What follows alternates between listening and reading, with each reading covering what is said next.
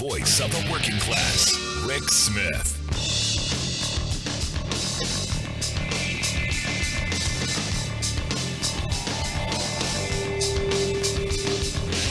And welcome, brothers, sisters, working class heroes. This is the Rick Smith Show. Thanks so much for being here today on the big program. Lots to get to, lots to talk about. Reality hitting home. 27th straight day we in this country have hit record levels of coronavirus. Every day, more cases. Every day, more cases than the day before. And thank you, Florida, Texas, California, and Arizona. Thank you for all of the sacrifice that we did in the months of March, April, and May. Thanks for completely blanking it up.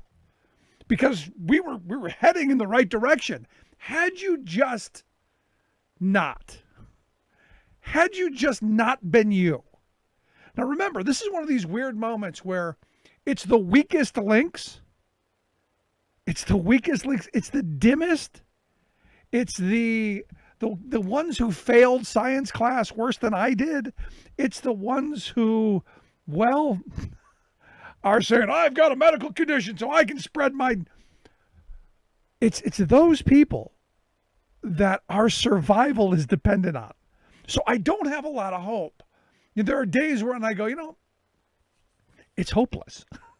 It really is. When you walk into a store and you see, half of the people not wearing masks and half of the people like, hey, there's nothing going on. And I don't care about you.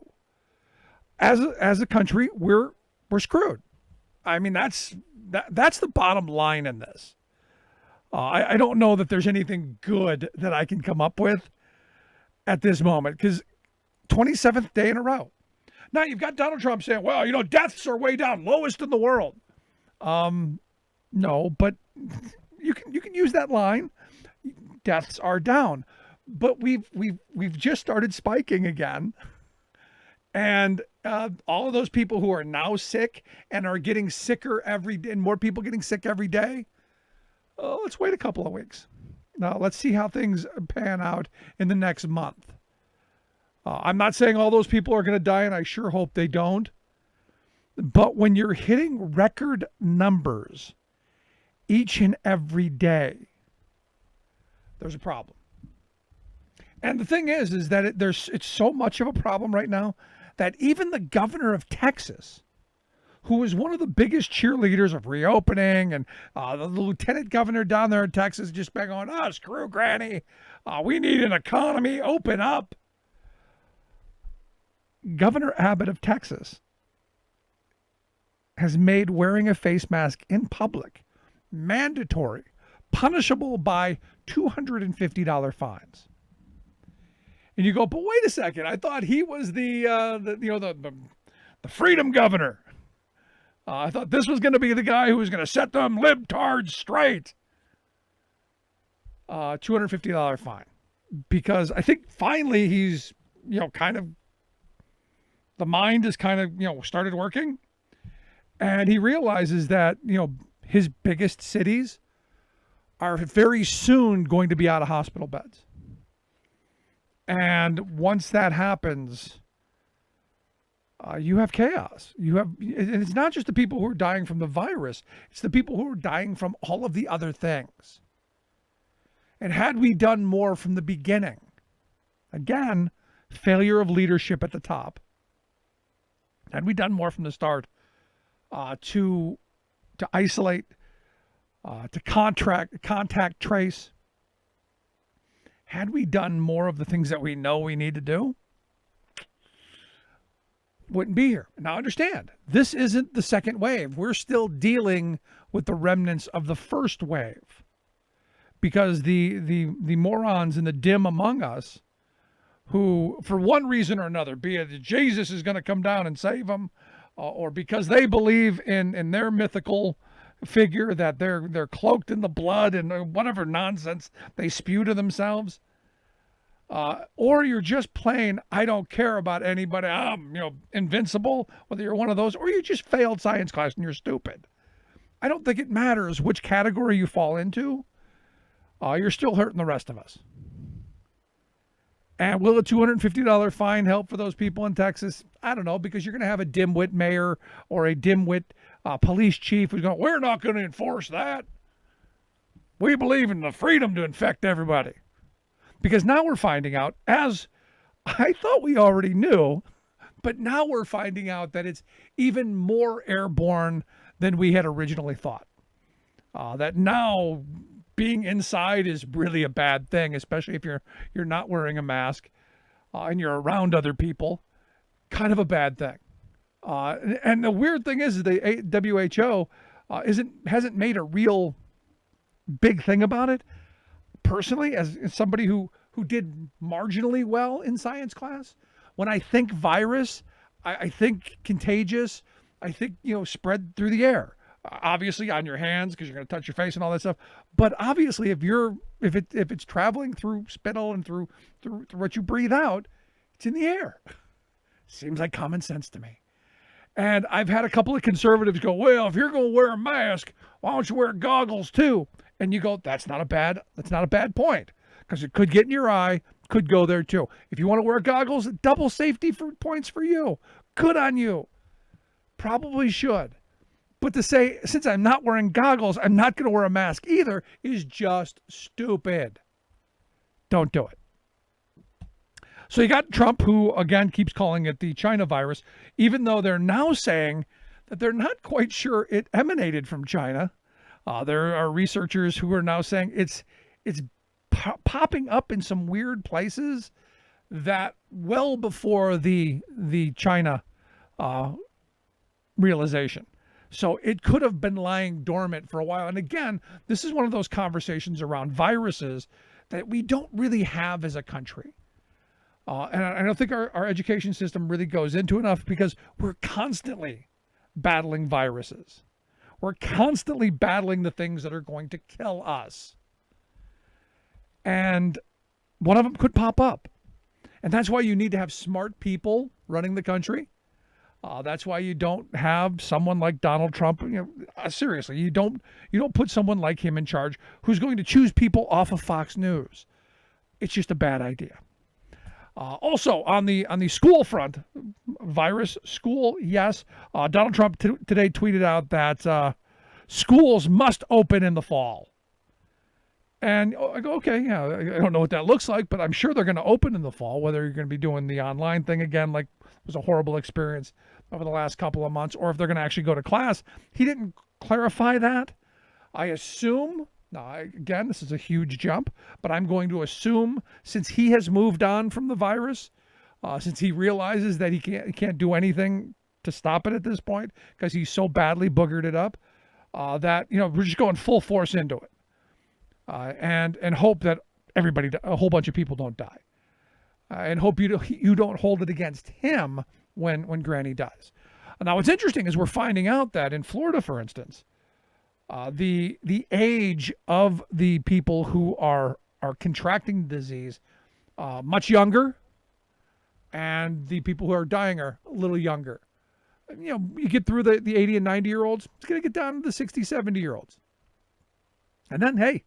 It's coming for the rest of you. In fact, there was a famous actor that just died over the weekend, 41 years old, died of the virus. So there you go. Yay, big fun. So stay out of, I guess the advice is stay out of Florida, stay out of Texas, stay out of places like Arizona, stay out of California. Stay out. Don't go there. Just a thought. Also, if you saw it over the weekend, evidently, the only thing left for Donald Trump to run on, because the economy's not doing as great as everyone thought it was going to, is we're going full on racist. That's going to be the theme. If you watch the speech, and I can only get through about half of it before I just said, this is stupid. This is just bad. This is not something that you would expect from a president, but it is, look, if you're going to go sit out, 8,000 people crammed into a very small space. Because the one thing that, to be honest, has come out of this ordeal, is how small Mount Rushmore is. Evidently, it's not a very big place. You see those pictures, they're just massive. And I got to tell you, it's one of those places on my bucket list because I want to see, this incredible work of humanity and all the sacrifice and I'm expecting these giant. It's not. It's kind of like the it's kind of like when in the Despicable Me movie when they stole the Statue of Liberty from Las Vegas. It's not quite the same. It's not quite the same. But I still want to go. I still want to see it. But it's not as big as I was expecting. I actually thought it was going to be mountains, giant, enormous. Not so much. So there is that. But in looking at the people who were there, you go, who during a pandemic comes to sit outside in the heat and listen to the drivel coming out of Trump's mouth, which was all about Confederate statues and just dumb stuff. How about, here's an idea, how about how you're going to make our lives better? How you're going to bring jobs back and help do things that are going to raise the minimum wage? How about some policy initiatives? How about getting people health care since you want to take it away? What's the plan? And this is the weird kind of moment where the Republican Party is, because they don't know who their president is. They don't know what policy initiatives he's going to pursue in the second term, because guess what? He really hasn't pursued any policy during his first term.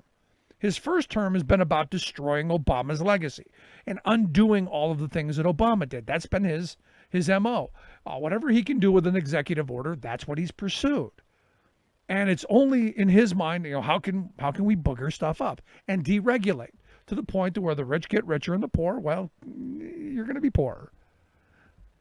And those of us in the middle, you're going to be poorer too eventually, because this pandemic has really hurt.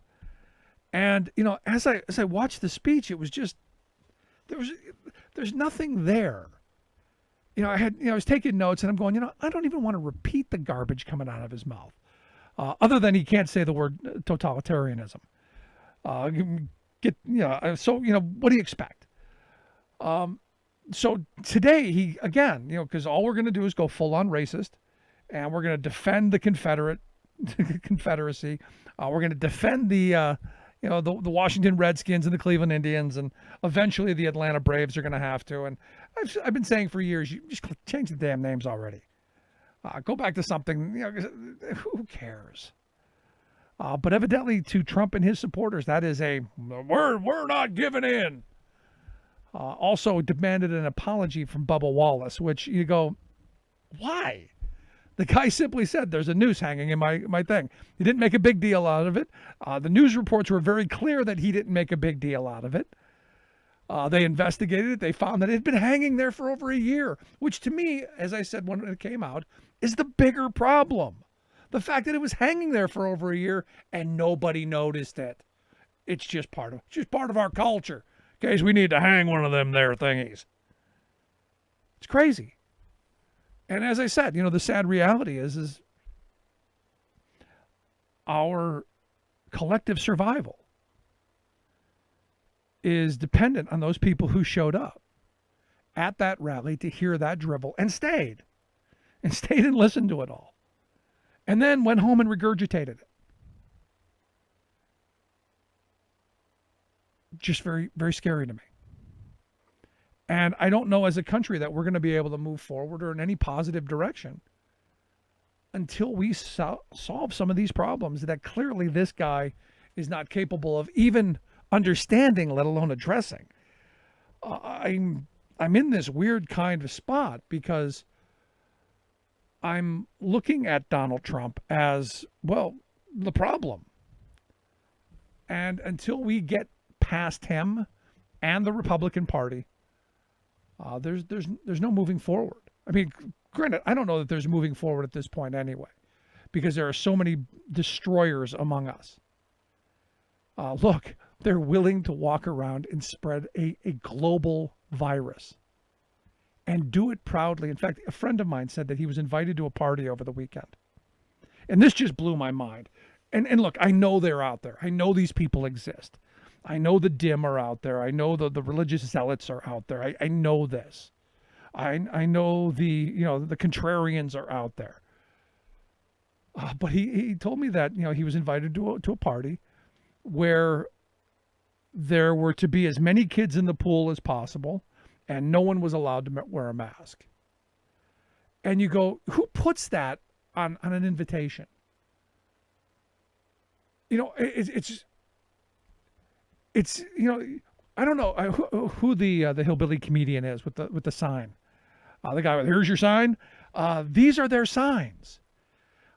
This is basically them going, yep, stupid. Yep. Fill in the blank. Bill Engvall, I guess his name is. Yeah, I mean, think about this for a second. And I've heard, bunches of stories like that. That's what scares me. The people walking around with their sign right across their face. No mask equals completely stupid. There's your sign. Going to take a quick break. When we come back, our good friend Will Bunch is going to be here to share some thoughts on his most recent article that, again, you just have to wonder where we are as a country. But another black man killed sleeping in his car. And the video, a year old. I can't believe it. This didn't catch my radar before. And the 3 cops are still there. Going to share some thoughts on police brutality and his thoughts there. Quick break, right back with Will Bunch. Stick around. There's nothing more American than workers standing up, and the union gives a voice to win. On the Rick Smith Show. I'm Rick Smith, and this is Labor History in 2. On this day in labor history, the year was 1988. That was the day 167 oil workers were killed in the Piper Alpha oil rig explosion in the North Sea. It is considered the world's deadliest oil rig accident ever. Around 10 p.m., the platform essentially turned into a fireball so massive, rescue helicopters could not get near it. Gas lines ruptured when the night crew accidentally activated a gas pump down for repairs. Immediately, the platform was rocked with explosions, first wiping out the control room, then engulfing it in flames. The platform split into 2. Its oil derrick toppled. Most were killed instantly, as the crew's quarters were directly above the gas compression module. Toxic fumes overcame others. Some jumped 100 feet into the sea. The platform was completely destroyed. It took 3 weeks to bring the fire under control. Occidental Petroleum later admitted the rig's design was fundamentally flawed, but many considered the explosion nothing short of industrial murder.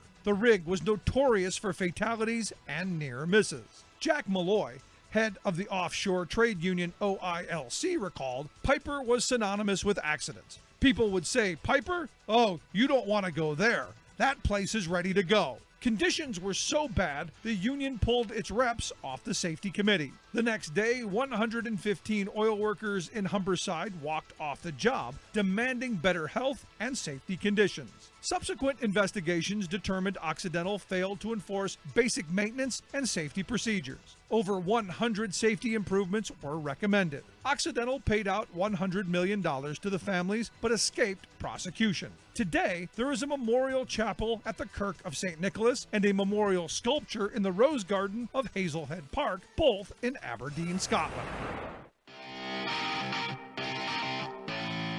Welcome back to the Rick Smith Show. Now, here is Rick Smith.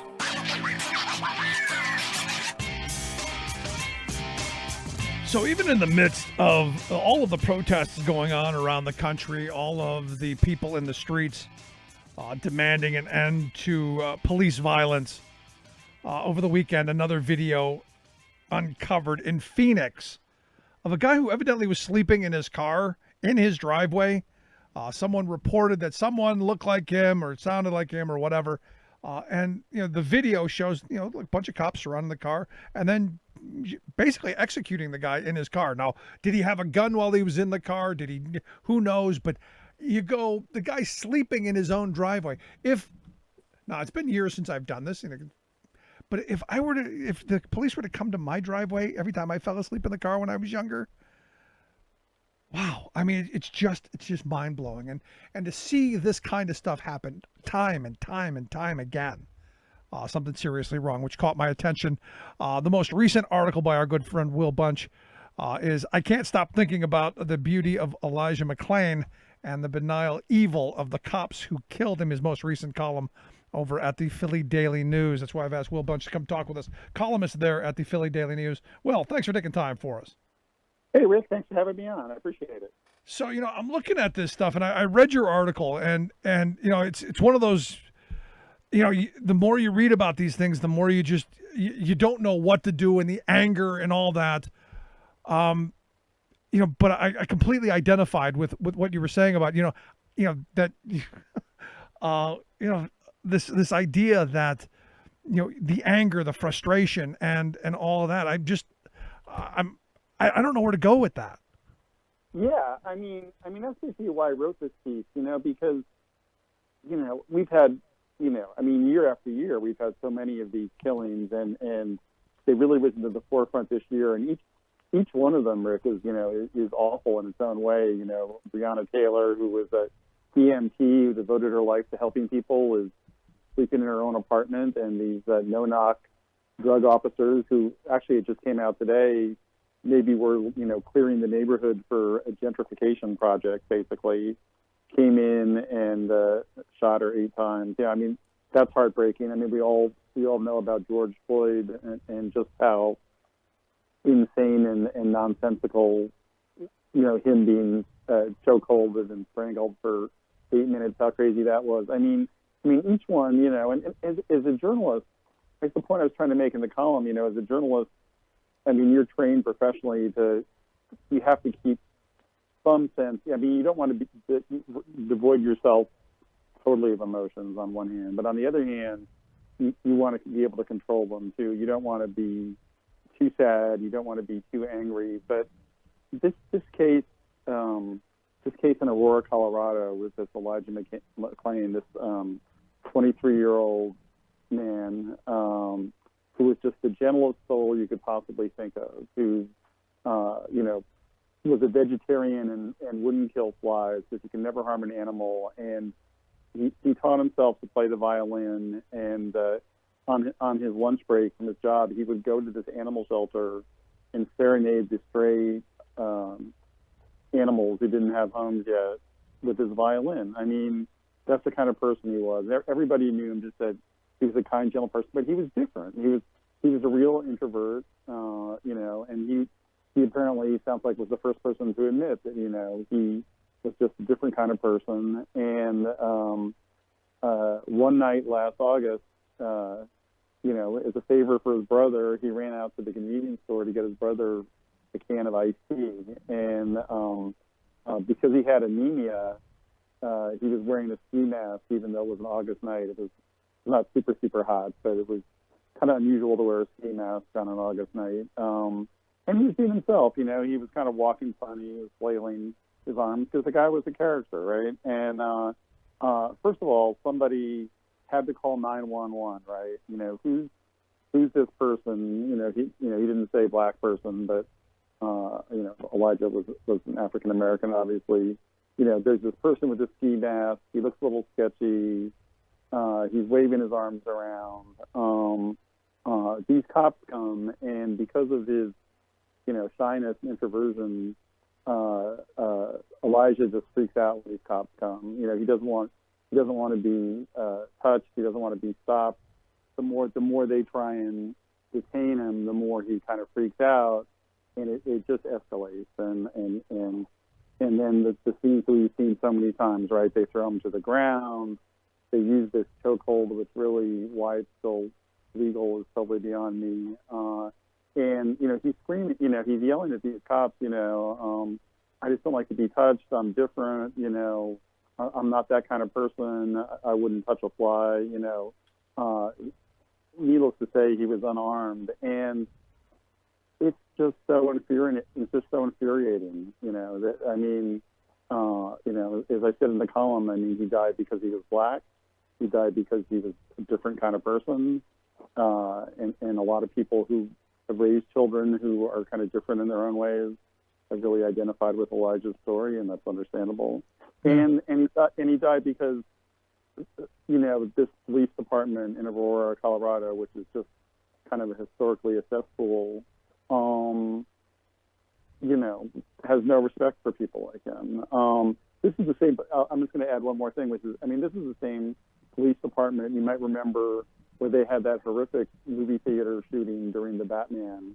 Yeah, I was gonna bring that up.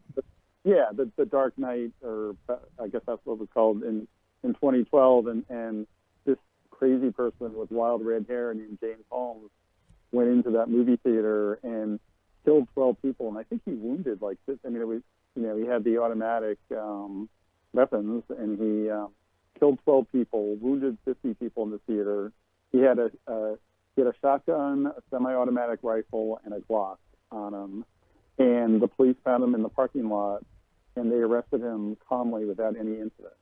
And yet here's this 23-year-old introverted violin player who happened to be black, and they threw him on the ground and choked him to death.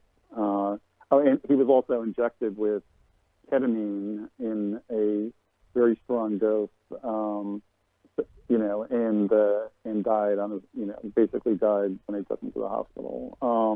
Just an unbelievable story, just so infuriating, so heartbreaking, you know. And I just had to write about it. I mean, it's, you know, but anyway, I'm sorry. Go ahead. But that's kind of my description of what happened. No, I mean, the sad reality is, you know, and you look at, as you pointed out, you know, the guy who went in and shot up the theater, they took without incident, much like the guy who shot up the African American church down in South Carolina. Basically took him for lunch. Yeah, they took him. They stopped at Burger King, right, or something. Yeah, like that. I mean, yeah. So, you know, when people say there's no racism, I go, I don't know. I think there's some pretty good examples to go, here it is. Yeah, it's right. It's like science, right? We have our control subjects. You know, we've seen how white people who are incredibly dangerous have been treated by these officers, and then we see how black people who really are doing nothing wrong and pose no threat are treated. And you know, whenever I write something, I always hope to have kind of a broader point. And while I wrote it partly just to kind of work through my own like grief and anger at this case, but I also did have a point, which was that, you know, we're having this national conversation right now about how to reform the police, and you know, we're talking about, well, we could have a law that bans chokeholds, and it is banned in some jurisdictions. You know, we should increase training, you know, and make sure that they receive even more training about racial and implicit bias. But you look at these troubled departments like the Aurora, Colorado Police Department, and it's not a lack of training, and it's not the laws that regulate them so much. It's just the entire culture, you know. Right. You just have a culture of people who, you know, not only do they have this kind of bias towards white supremacy, but also, you know, just their attitude about what their job is and what their responsibility is. And it's not to serve the community. You know, they just have a mentality that's very authoritarian. I mean, when you're a police officer, you're an authority. Who's going to want to take on that kind of job of an authority? An authoritarian, right? You know, I mean, that's just human nature. Just like journalists by nature are people who question authority. You know, I mean, we all sort of have psychologies that kind of attract us to our career. But you know, in this case, the way we've developed policing, the way we've developed these departments, and now the way we've staffed them with these individuals is just broken beyond repair. And you know, and so when people talk about defunding the police, I mean, look, we have to have public safety. I mean, you know, we're also talking about the fact that there are too many murders in this country, and you can't not have a system to promote public safety, because public safety is an issue. But the way we do it now with these police departments, who comprise the people who see themselves as warriors rather than the guardians of public safety, it just needs to be replaced from the ground up. And I think think this Elijah McClain case is Exhibit A that just proves that. And the other part of it is also this thus versus them mentality, and also the military hierarchy of the whole thing. I mean, and the fact that they give extra points if you were in the military. And look, I don't want to put down military, but there's a different mindset to being a soldier than to being a policeman. Soldiers and militaries kill things and blow things up. People who are in law enforcement generally not supposed to do that. Yeah, and also the other thing, and again, this gets back to, do we change the laws and put in new rules, about having laws that would require officers to report misconduct by other officers. I mean that is just so against the culture, that they're trained to. It's like you said, it's the culture of the military, it's the culture of the police, it's the culture of fraternities in college. It's just brotherhood, and you don't report on the other, the thin blue line, And so I think you can pass all the laws you want saying that, you need to report misconduct by your peers, and it's just not going to happen. I mean, you could see, I don't want to drill too down into the small details of this Elijah McClain case, but you could see on the body cam that exists, or the audio tapes that exist, they're trying to formulate their story in the seconds after they realize this has gone wrong, he fought back to this incredible strength. But when you see the pictures of Elijah, he's this really wispy 140-pound kid. I mean, there's no way that he could have overpowered 3 police officers the way they described. But that's again, that's the mentality that they formulate this story, and they protect each other. They've got their police union contracts, and look, we're all pro-union to some degree, but there is, I would argue that there is something of a difference with police unions. I mean, police have an ability that steel workers and miners don't have, which is the ability to commit state-sanctioned violence. And I mean, the state can't function unless we can keep that under control. And we've ceded control of that to these police unions and their procedures. And there's got to be a fix for that. Yeah, but is it the union's fault, or is it just the nature of having that us versus them? Because before there were police unions, you still had that same kind of culture. You go back and you read the stories of the past, the same kind of thing. Yeah, well, I mean, you're right. It's a problem because I mean, part of the reason for having a union is to protect the various rights of workers, including the right to not be fired unfairly, and certainly, I'm a journalist and I'm a member of a union, the News Guild. And if, heaven forbid, my bosses tried to fire me and it was a specious reason, my union would go in and protect me. But the whole system, I mean, the system is negotiated between the unions and the politicians, and it needs to be, if the politicians really want to reduce police brutality, they need to negotiate more toughly. No, and that's the key. Because when people say, "Well, you can't fire union people," yes, you can. The only protection union members have is the right to due process, right? The right to have a procedure. You can't just be fired at will. And what you have are lazy administrators. You have lazy management, and in this case, we have lazy politicians who feed into this. So again, I come back to the politicians who we elect, and all of the things that have been going on for the last 30 years, 50 years, 70 years, 200 years, as the problem. Yeah, I couldn't agree more. And I mean, historically, politicians have been very afraid of not having the police union support when they run for re-election. I mean, it's interesting because the reality in recent years, if you look at open races where the police unions make endorsements, they're really nowhere near as powerful as they once were. Right. And certainly in a city like my city, Philadelphia, for example, we elected a district attorney, Larry Krasner, who is despised by the police union, and they were powerless to stop his election. So I mean, the politics are changing, and hopefully, the arbitration rules that are stacked too heavily in favor of, cops who commit acts of brutality.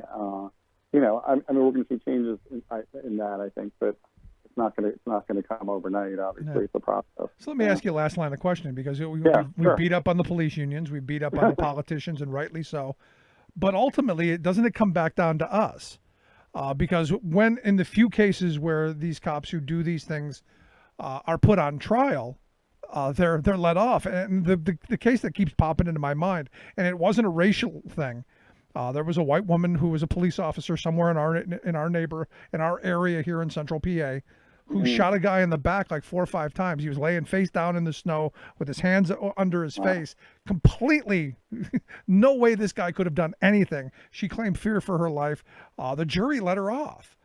So ultimately, doesn't it come back to us?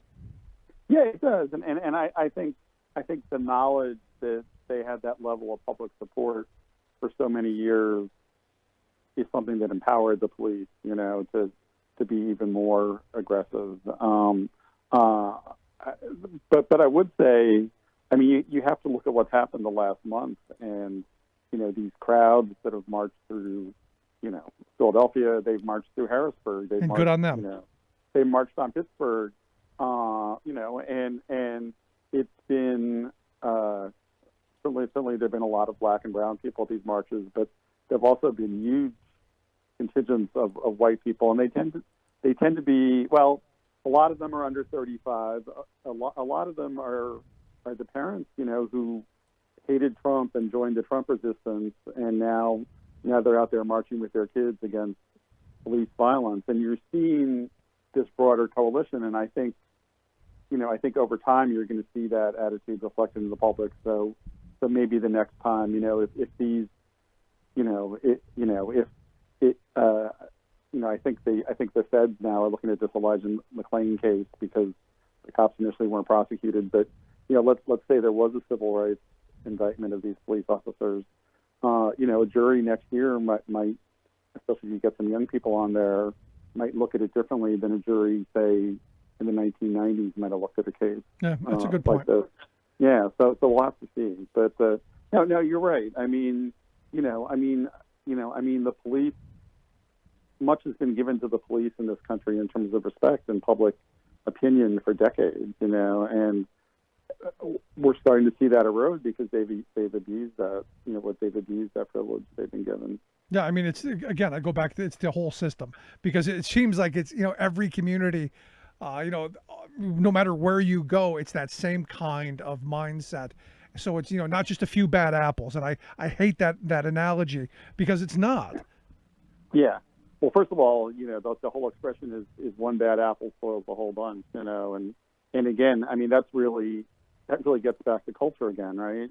But it is just a culture that's just really broken at this point, and we're going to have some hard conversations about how we as a society, and you're right, all of us, how all of us can get involved in fixing that. Yeah, there you go. Excellent piece. I hope folks will take a look at it. We'll make sure we get it out on social media. As always, Will, you do great work. I appreciate you taking time for us. Well, Rick, thank you so much for having me on. I really appreciate it. Always good stuff. Thank you so much. Will Bunch, national columnist there for the Philly Daily News. We'll make sure we get links out to the story so you can take a look at it. Let's take a quick break. Right back. Stick around. This is The Rick Smith Show. Remembering that united we bargain, divided we beg. Rick Smith.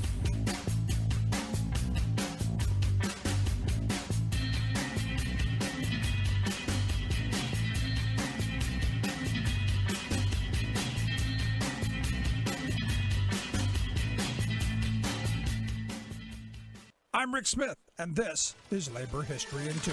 On this day in labor history, the year was 1911. That was the day that the song The Preacher and the Slave first appeared in the Little Red Songbook. The Little Red Songbook was a compilation of labor songs published by the Industrial Workers of the World Union. The booklet was pocket-sized, so labor activists could carry it with them wherever they would go. Music was an important part of the IWW labor culture. Joe Hill was probably the most well-known of the IWW IWW songwriters. Many of the songs penned during this era are still sung at labor rallies and meetings today. But not everyone appreciated the music and the message of the IWW, a radical union that called for all workers to unite together. When IWW activists, or Wobblies as they were called, would give speeches, they would sometimes be heckled and jeered. Authorities would harass and break up meetings. Sometimes Salvation Army brass bands that were competing for space and audiences on street corners would disrupt IWW rallies with their music. Joe Hill wrote his song, The Preacher and the Slave, in response to this musical disruption. He set the lyrics to the tune of the hymn In the Sweet By and By. Often, IWW songwriters satirized hymns played by the Salvation Army, which the Wobblies dubbed the Starvation Army. The lyrics tell of long-haired preachers who tell workers to stop agitating because they will eat by and by. The song was a critique of religious leaders who did not help working people. It became one of the most popular Joe Hill tunes. Long-haired preachers come out every night. They try to tell you what's wrong and what's right. Labor History in 2 brought to you by the Illinois Labor History Society and The Rick Smith Show. For more information, go to laborhistoryin2.com.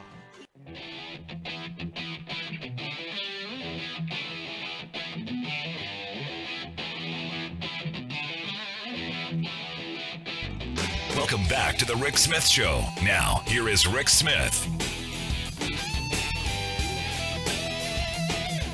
So Jim Justice.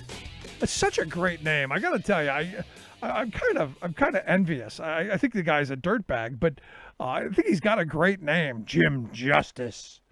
Evidently, Jimmy Boy Justice, the governor of West Virginia, the billionaire Democrat switched to Republican to be a Trumpite justice.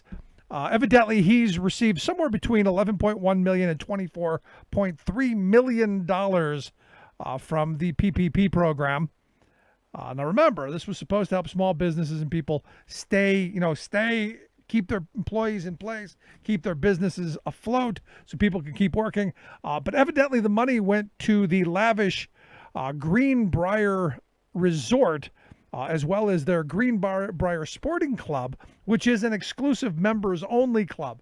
So, you go, I want to see jobs saved, but not for those morons. This is not the way I think we should be spending our tax dollars.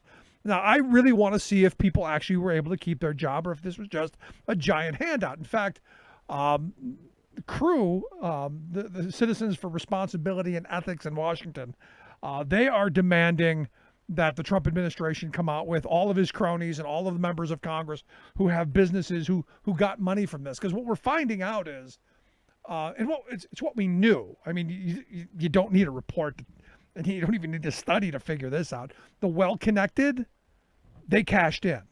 The people who knew people, they got what they wanted. The folks who didn't, well, they're broke. And that's kind of where we are. That's where we are as a system, and I think that's why there's so much anger in the country, especially around a lot of the stuff with this pandemic, these pandemic bills. Now we find out that evidently today, Mitch McConnell, Senate Majority Leader, said that he believes there's going to be a fifth coronavirus bill because, well, still bad stuff going on. There's still a lot that needs to be done. Now, he says that he believes this fifth bill should take on, in order, this is the way he laid it out, liability reform, kids in school, jobs, and health care. He says that's where the focus seems to be ought to be. That's his words. First and foremost, liability reform, which means that people like Jimmy Boy Justice doesn't have to worry about those coal miners, because understand, Jimmy Boy owns coal mines in West Virginia. That's how he's got to be rich, and some agricultural businesses, but the coal mines. Liability reform, kind of on his radar, wouldn't you think? All those people with black lung, what if you didn't have to worry about that? What if that was just a cost of, it was your liberty. You chose to do it. You were free to do it. That's where we're heading, folks, back to the Lochner era. But liability reform front and foremost. And the reason I bring up the liability part of this is, and I've talked about it before, this is one of their wet dream bucket list kind of things. They could wake up in the middle of the night huffing and puffing if they could get this. All warm and fuzzy and all messy. This is corporate America's want, to have no responsibility to their workforce whatsoever, especially in this moment. In this moment where workplaces, we're now finding out even more that the virus is spread through the air. So being indoors in a air-conditioned room is probably not a great moment for you. Probably not a great health decision. So they're like, hey, we don't want to deal with this. We just want to go back to making profit. We just want to go back to getting those little worker bees to come in and do the menial labor that we need them to do so we can cash in on it. And you've got a government who doesn't give a tinker's damn, especially now that we find out that the OSHA, the Occupational Health and Safety Administration, has received over 6,000 complaints nationwide about unsafe working conditions, specifically due to the pandemic. Now, you talk about an agency that's only got about 800 people working there, 6,000 more calls, that's, more than they're going to be able to investigate. And the employers know this, and Trump knows this. We have gone from a historically high number of OSHA inspectors during the Reagan years, well over, I think it was like 1,400, to now down to about 800. Even though back in the 80s, back during the Reagan years, the workforce was about half the size. The number of businesses were well less than half. And so there you go.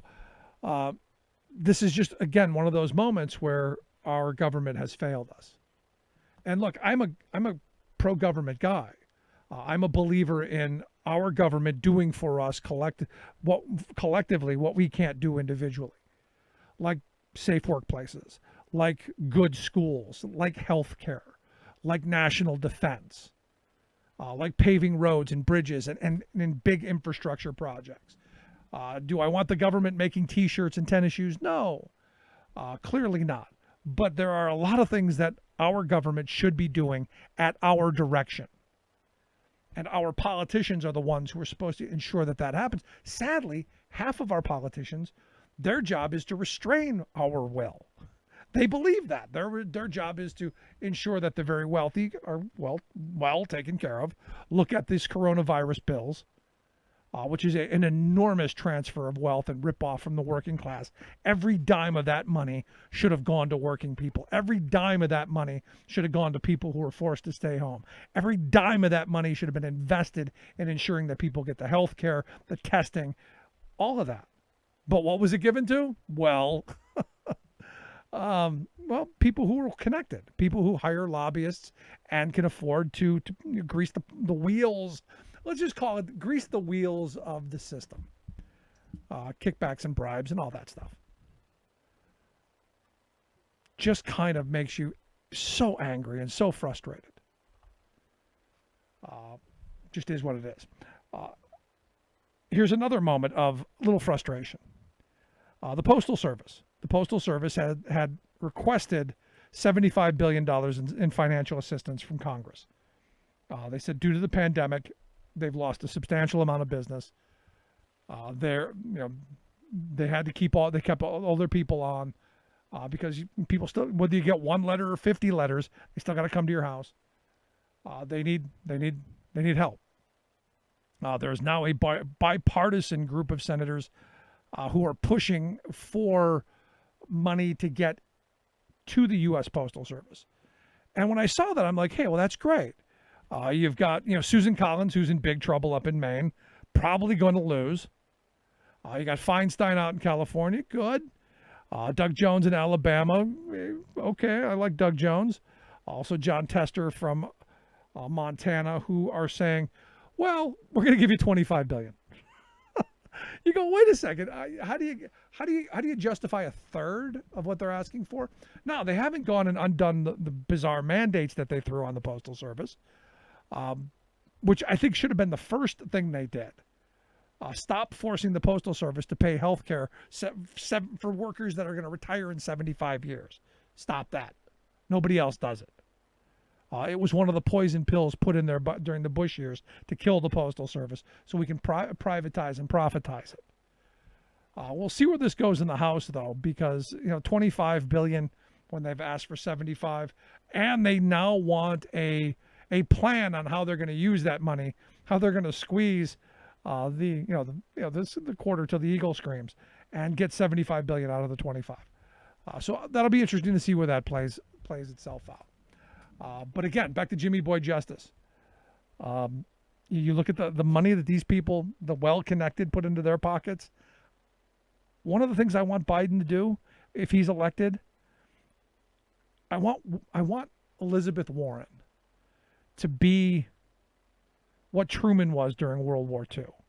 The person who ferrets out every dime, the person who's going through the books and just humiliating and holding these people accountable and demanding that the money that we put into it actually went where it was supposed to go, instead of just into the profits and the bottom line and the CEOs.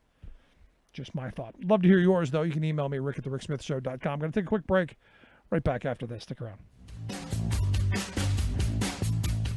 Remembering that united we bargain, divided we beg. Rick Smith.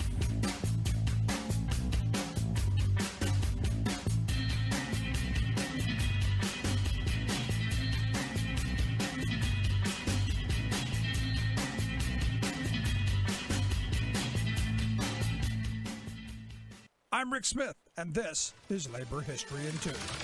On this day in labor history, the year was 1892. At 3 a.m., an alarm sounded in the town of Homestead, Pennsylvania. The steelworkers who lived in the town were on strike. Andrew Carnegie was the owner of the mill, located just outside of Pittsburgh. The Carnegie Steel Company was making massive profits, a record $4.5 million just before the 1892 confrontation. Even so, Andrew Carnegie was determined to lower the cost of production by breaking the union. As the union's 3-year contract was coming to an end in 1892, the company demanded drastic wage cuts. During the contract negotiations, management didn't make proposals to negotiate, instead issued ultimatums to the union.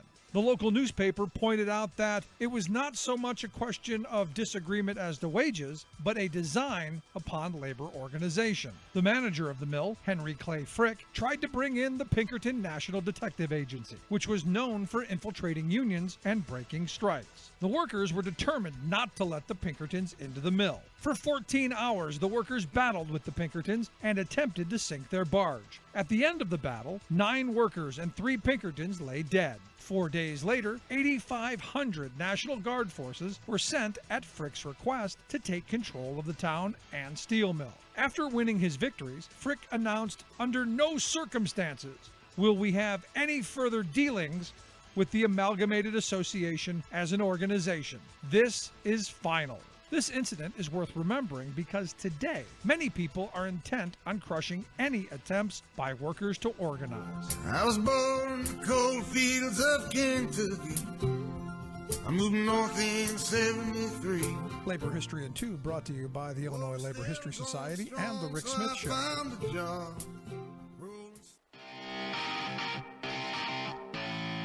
Welcome back to the Rick Smith Show. Now, here is Rick Smith.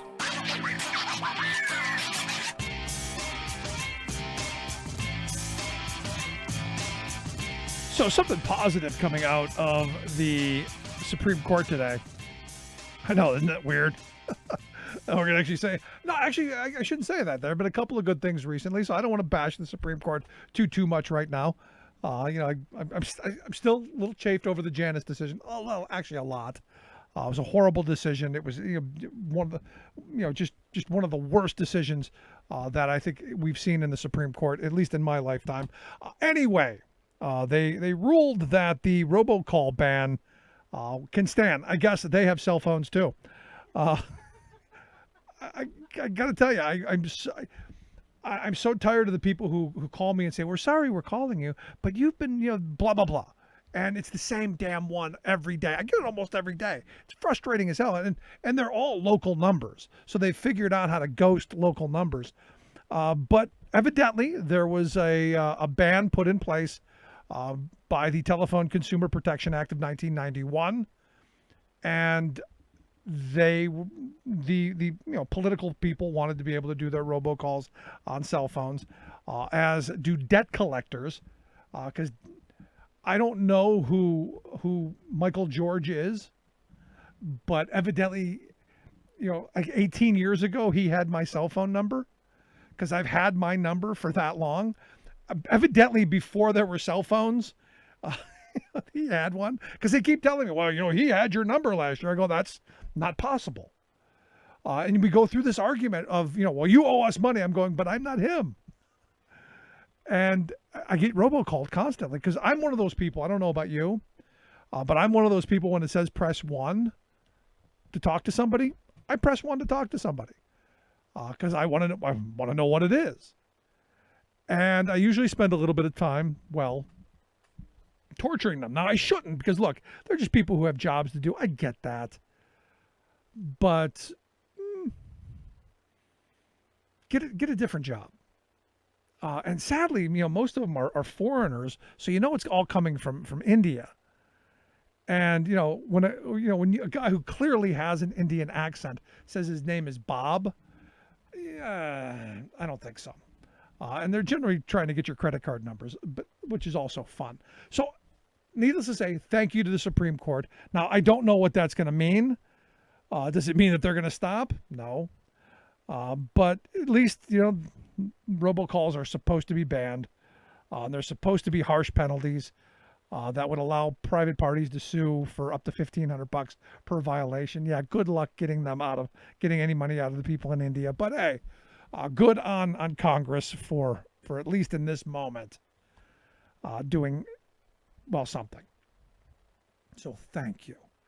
Also, I read this story over at Reuters, and I'm sure you all saw the story over the weekend that this Ghislaine Maxwell, I guess her name is, Ghislaine, she's been arrested for, they claim she lined up a bunch of underage girls for Jeffrey Epstein and the likes.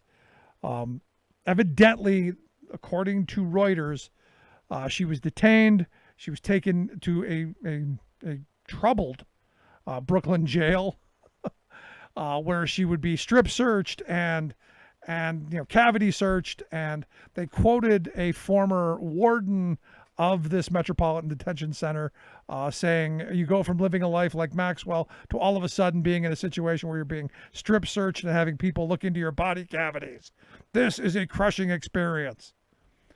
That's the story. And I'm going, is that really a story? Is that something that Reuters, who I do think is somewhat reputable, is that something that they really should have, run? I don't think it's really a story. I hope that someone's cavity searching this woman. I hope that someone's making her life ruinous. I hope if she's guilty of doing what they claim she was doing, which is bringing all these underage girls for people like Epstein and all of the other perverts around in his universe, of one which might be our president. I hope, and I know I shouldn't, I know it's bad for my soul, I know it's bad for karma, but I hope really bad things happen to this woman. Because, and I know I shouldn't, I know it's bad, but I just do. Now, Fox News evidently cropped out Donald Trump out of a picture with Epstein and this Maxwell woman, and they apologized. It was a I'm not going to even lie up and say it was a minor oversight or it was a mistake. They did it. And they did it on purpose, and they got caught. Now, I don't want them cavity searched because that doesn't rise to that level. But, I know. It's one of those things that I'm going to have to answer to. Well, when I'm at the pearly gates, probably. I'm sure there's some rule in there I've just broken. But like I said, I hope bad things for these people. Anyone who is involved in any of this, just from the top to the bottom, all the way around. I hope there is justice. Anyway, I'd love to hear your thoughts. Am I going south? Do you think St. Peter's going to send me out of the pearly gates? You can tell me, Rick at the ricksmithshow.com. I'm going to take a quick break. When we come back, our good friend Propane Jane's going to be here to share some thoughts on the weekend's insanity. Also, hey, all Donald Trump's got left is division, hatred, and, well, the culture war. We'll talk about that. United we bargain, divided we beg. Rick Smith.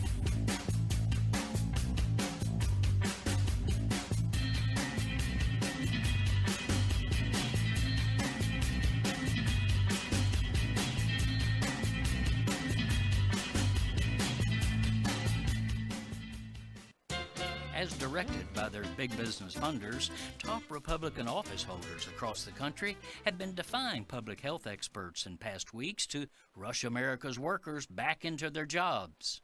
But oops, the microscopic COVID-19 turns out to be smarter and stronger than Trump and all the money-grubbing CEOs combined. So their impetuous back-to-work commands have backfired, causing the crisis to surge again, killing thousands more Americans. What to do now? Why, of course, get Congress to protect them. Not protect workers and customers, but protect corporate profits.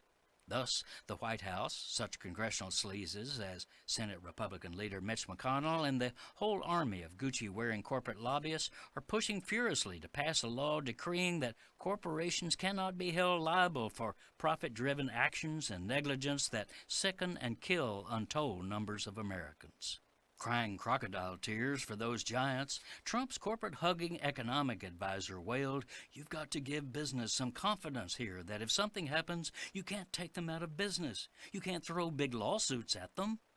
Gosh, thanks for your little moral lecture, but what about giving workers, their families, and society in general some confidence that if something happens, you can't take away people's basic human right to pursue justice?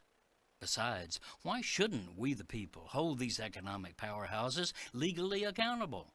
By preemptively giving a blanket pardon to corporate entities for causing deadly harm, you'll give direct financial incentive to their executives to forego investing in protective measures for workers and public health.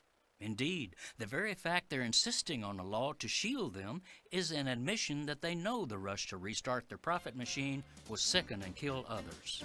This is Jim Hightower saying, that's not just greedy, it's inhumane.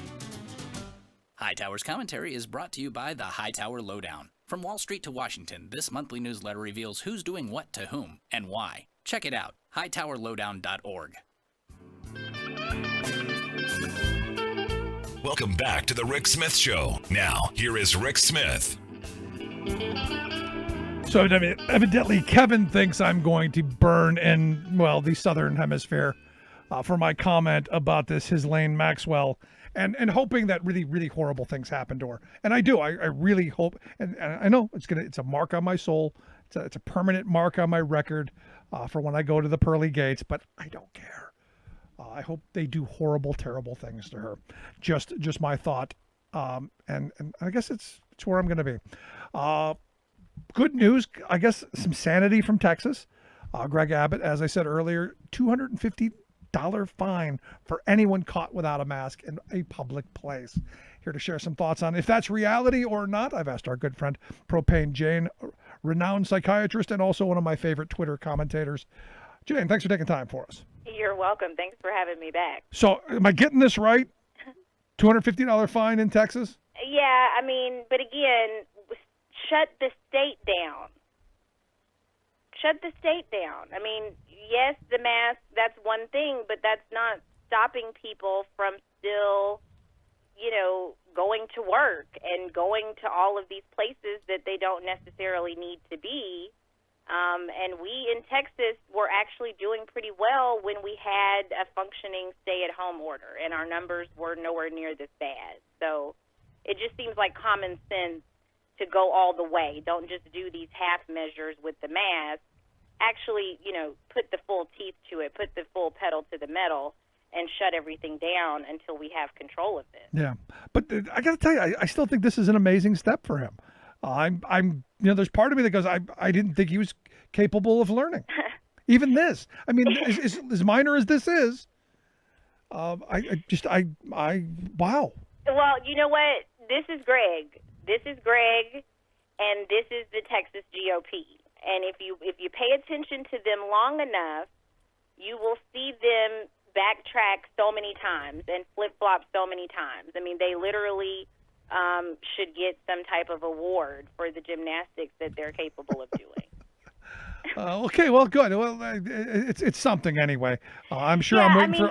He admitted to making a mistake. I mean, Wow. he admitted to having some regret. This is another thing that he's done. This is why I'm saying this about him, is that, you know, when he came out and actually shut the bars back down and made the order to shut down the dining capacity for restaurants, he actually said, oh, maybe that wasn't necessarily the best idea to open the bars back up.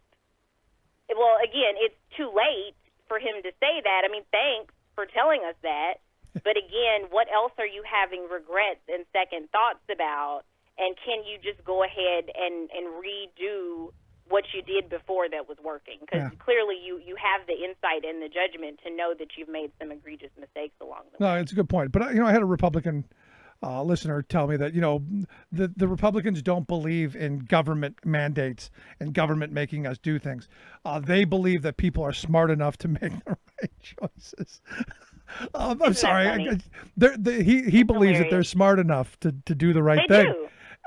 And I'm going, you know, the sad reality of our situation, Jane, is that we're dependent for our survival on the weakest links. All those people who show up to these bars, the people who send out party invitations saying absolutely no masks and as many people in a swimming pool as possible. Right. Those are the weakest links. That's why we're screwed.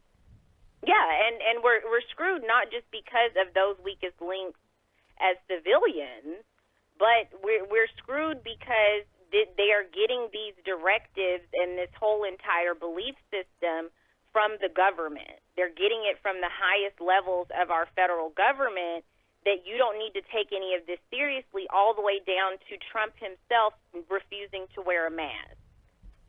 So they can say whatever policy or, you know, act like they want to do something different, but until they demonstrate the behaviors themselves, that's how human behavior works. If somebody you idolize and you see as an example is not doing the public health guidelines, then you're going to totally dismiss them and not take them seriously. If your leaders are rushing to reopen your state and your executives at your job are rushing to send you back to work and threatening to fire you if you won't come into work, then the human behavior at the lowest levels of society, where we don't have any power to change the guidelines or change the policy of our company or our government, then our human behavior, we don't even have the ability to make all of these decisions for ourselves.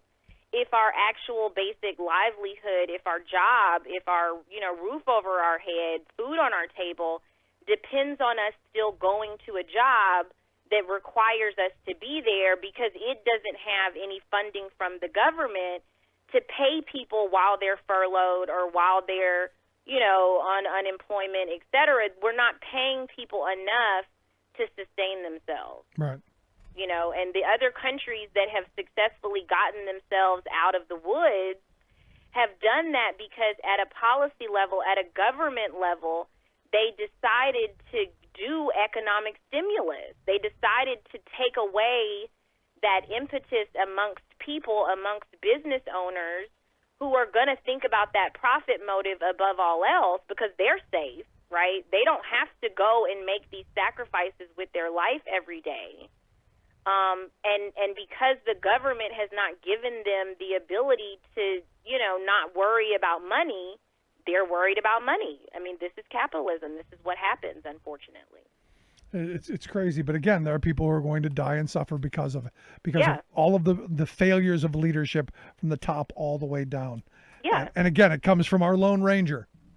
Absolutely. That's exactly who it comes from. And again, you know, yes, you can cut out a certain degree of movement of the public by saying, okay, we're shutting down the beaches or we're shutting down the parks for a big holiday weekend.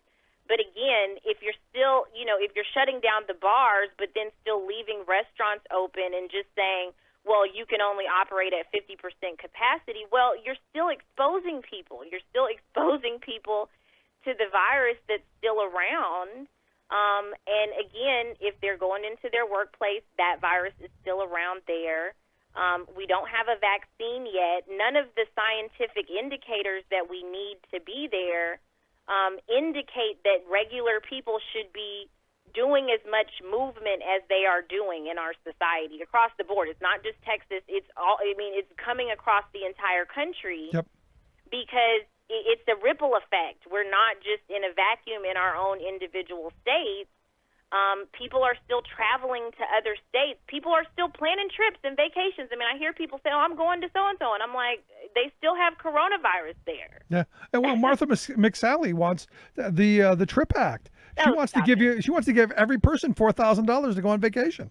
Yeah, and again, we're talking about a subset of the population who still has the disposable income, despite a pandemic, despite a recession, to be taking these lavish vacations that they're going to get a tax write-off for. When again, we're talking about families that are literally having to depend on their independent school district to help feed their kids over the summer. You know what I'm saying? I mean, it's just not reality for them to be thinking of these very Republican-centric, 1%-centric type remedies that aren't going to actually positively impact 99% of the population that's struggling in the face of this situation. No, and as I pointed out, even if you got the $4,000, what happens if you don't have a job that has any vacation time? Exactly. You don't even get to use it, so you got screwed. And this was for people who were going to Disneyland anyway. Exactly. This was just another one of those Republican legislative fixes to put more money in the pockets of their friends and their donors. It's that simple. I want to change topics real quick. Done with virus for now. This Amy Cooper woman. Evidently, I'm sure you saw the video. The black guy watching the birds. Yeah. She calls the police. She flips out. She's actually going to be charged with something. Yeah, she should be. She should be. All of these people who keep calling the police on people. Yeah. We should be charging them with something. Yeah. I definitely agree with you. I think they're abusing the 911 system. I mean, again, I'm saying this as a physician. Like, I'm not even just talking about it from a Black Lives Matter perspective, because certainly that's the important perspective here that we're talking about with Amy Cooper, is that she literally attempted to sick law enforcement on a black man, and people do this all the time. I mean, it's as old as the police in America, this phenomenon. But I think beyond that, particularly as we're talking about a pandemic, not to bring back the virus again, but anytime you are misusing the 911 system, you are taking those resources away from people who are literally in clinical emergencies or actual situations that are unsafe that need law enforcement intervention. Right. But the reason I bring it up is, I went back, I watched the video a couple of times, and this woman's clearly suffering from something. Yeah. So could that be considered a mental health problem that she has? No. I mean, what she's suffering from is racism and white woman privilege. Okay. I mean, that's not something that you can claim as a mental illness. I mean, I'm sure there are people that probably want to be able to claim it because they think somehow that's going to get them out of consequences. But I can guarantee you, even on a psychiatry unit, if a patient is on that unit yelling out racial epithets and making racist comments to people on the staff or other patients, that can be grounds for taking that patient off of the unit and transferring them to somewhere else. So the idea that somehow that's an acceptable behavior or part of a criteria that goes with major depression or anxiety disorder or even bipolar or schizophrenia or some psychotic disorder, it's not. Okay. It's just not. There just seem to be a lot of these women who are really, and I shouldn't just say women, but I've seen a lot of women lately. Yeah. And I'd always thought It's that, the Karens. yeah, I'd always thought that, that maybe when women rule the world, that things will be a little better. I'm no longer thinking that way anymore. Well, it's not these women in particular, no. And again, that's why there's a whole Karen phenomenon, and why there's like whole Twitter accounts like, Karen's Gone Wild. Did you see QAnon Actually, Karen? that's the one I follow on Instagram. It's called Karen's Gone Wild. Did you see QAnon Karen? With the $40,000 Rolex flipping out at Target? If you've got a $40,000 Rolex, what the hell are you doing at Target? Target's got some great deals, no matter how much money you have. Okay. But I mean, I think the larger issue is that, we talk about this with Trump as well, that, yes, I mean, this is a man who has a personality disorder, but he also just so happens to be a racist at the same time. Right. And so, yes, it can be possible that someone can be personality disordered and be a jerk and be very arrogant clinically, like to the point where it impairs their functioning in society. It impairs their ability to keep and hold down a job because they're being an arrogant jerk at work, or they're being a hateful bigot at work. That can get them fired. Granted, the reason isn't going to be because X, Y, and Z has a personality disorder. It will be attached to the behaviors that they did. Right.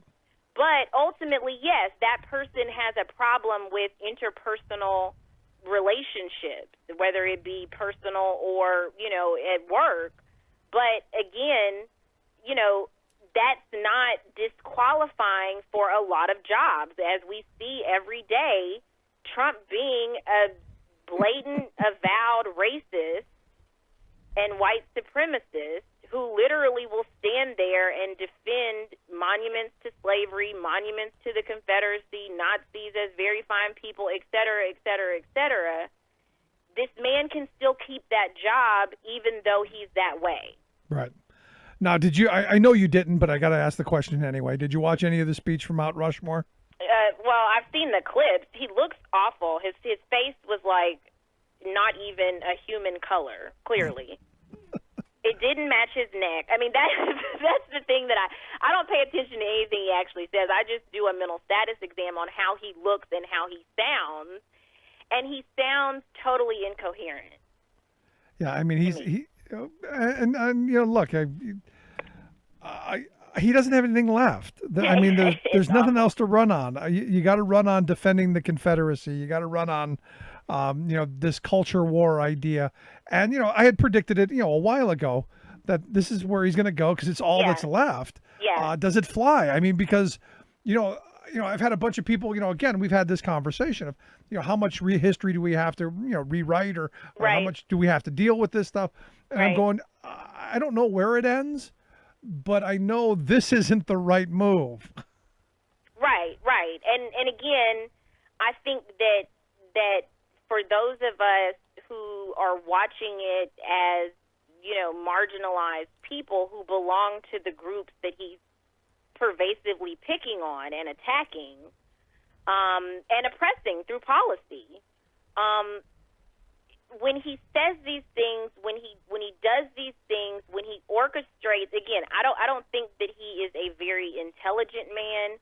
I don't think that he is a well-learned man or someone who fully understands history. I do think that his handlers, the people who are around him, Stephen Miller, Bannon, even Putin to some degree, are certainly, I think, helping him in terms of getting all of these quote-unquote dog whistles and the timeline and the places and the days exactly on purpose to offend the groups that they've decided he needs to offend in order to keep this certain segment of the GOP base, the white voting majority, in his corner.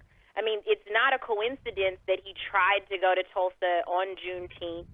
There certainly was a backlash because it was so obvious, the connection. Right. And then he changed the date. But, I mean, clearly by that point it was already obvious that what he was attempting to do. And then now you go to Mount Rushmore, where this is already a disputed land okay? And then naturally you invite the protests from the indigenous people who have a claim to that land, who have been pissed off about that land being taken for the purpose of Mount Rushmore this entire time. And it's not like Trump, the people around him, his administration, this cabal, it's not like they don't know that. They know where the open wounds are, and they're on purpose pouring salt in them. Or they're just fighting political correctness. Well, but again, fighting political correctness, quote unquote, and this whole mission to do that and to, piss on all these groups while they're doing that is, again, a concerted white supremacist effort on the part of Trump and, by association, guilt by association, the Republican Party for going along with it and using him as a means to stay politically relevant and maintain power, because they know that's the purpose that he's serving, and that's how they're getting the votes that they're still managing to hang on to. So they're complicit in all of it, even though they're not, saying exactly what he's saying, and they're backing away from it anonymously, et cetera. Right. They still want this to happen because they know it's the only way they can stay in power. No, I mean, it's just one of those things that just makes you go, this is who the Republican Party's always been. Yeah. So it's not surprising to me. So, right. But will things change now that Kanye West has announced that he's running for president? Maybe when Donald steps aside, Kanye will be who they put in place? Well, Kanye is also dealing with a mental health issue. No. I mean, that's the first piece of it. And I'm not even saying that to be funny. I mean, that is a legitimate part of his story. And so I think any legitimization of him doing this is also getting into that same cycle that we're talking about with Trump, where this is a person who's not well and actually has a documented mental illness, unlike Trump, where he actually has been formally diagnosed. He has had to go to treatment very publicly. He has had to be placed on medication and has very publicly decided that he is not going to take that medication. So to even take it seriously that this man, I don't even understand why Joel Osteen feels like he has the credibility to bring him in front of his congregation even. But again, that's church, that's another thing. But to act like this man is appropriate for the political realm when he hasn't even actually done the paperwork to actually really run and be on the ballot, and it's clear that this is a publicity stunt. Got a new album out. Exactly. I mean, I just think that, again, this is more of the media insulting our intelligence as the American people, that we are continually being inundated with these very unserious people and being told that this is who our leaders should be. I mean, this is unacceptable, I think, just as a society, for us to still be going down this path literally while we're in the middle of a disaster brought to us by, Celebrity Apprentice and reality TV as a whole concept. Excellent point. Now I'm ready. I'm getting ready to see the push for gun control legislation anytime now. I don't know if you saw this over the weekend. I'm pretty sure you did. Yes, I did. But there was a black militia group, reportedly heavily armed, is what Reuters said, as they marched through Stone Martin Park near Atlanta, which I believe what I'm told is this is where the white supremacists and the Klan go to have their little orgies or whatever it is they do. Right. Thoughts? Yeah, I was proud of them, actually. I mean, I know that is like, maybe a questionable thing to hear coming from me, because it is a radical thing and it is very anarchist and intimidating. I mean, it's a very insurrectionist type thing.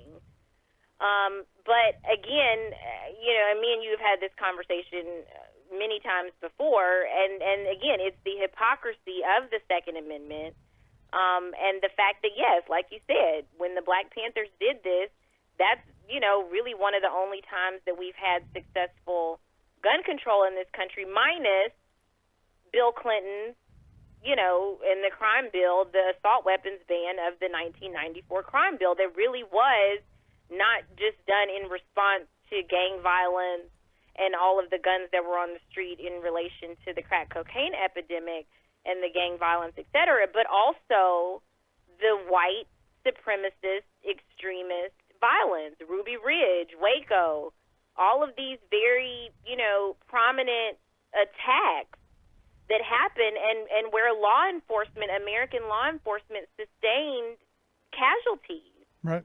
That was what prompted those gun reforms and actually a point where we didn't have all of these mass shootings. Yep. No, and don't forget John Hinckley Jr. and who shot Reagan. That was Brady was part of it.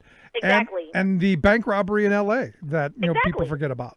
Yeah, exactly. But but again, this is a different moment in time, and I think that's why they purposely did that march, because ultimately what they said in the video was, hey, we keep hearing that the white supremacists are going to go out on July 4th and purposely just start indiscriminately killing black people. And their point is a very important and salient point, which is we have never just been this sitting duck, docile population that isn't armed. I'm saying this as a black Texan. I mean, we carry by virtue of just basic survival since Reconstruction. I mean, how else do people think that black people were able to survive Reconstruction, Jim Crow, up until this point in the South? After the Union left, after the war, who else do you think was here to defend us? Yeah. And so that was essentially their point, to say you can't just make these threats and not expect there to be a counter threat. You can't just say you have Second Amendment rights as a white man to open carry in this state and act like we don't have those same rights. We get that when we do it, it scares the living daylights out of you. No, I'll tell you, it doesn't matter who it is. When I see a whole bunch of people lined up of course, it's walking terrifying. down the street with guns, I start to worry, because that's not good. It's terrifying, exactly. And I think what's even more terrifying about this moment, and again, the point that those men and women were making, is that the reason why in this moment they could have such a huge show of force with those weapons, and it wasn't even just the weapons, because they were more sophisticated looking than these random white guys that do open carry. They were all dressed in black. They were all in line. They were marching in unison. They actually looked like a well-regulated militia. And they actually looked like somebody that if they were actually attacked, they would go back and they would actually put a very, formidable attack back.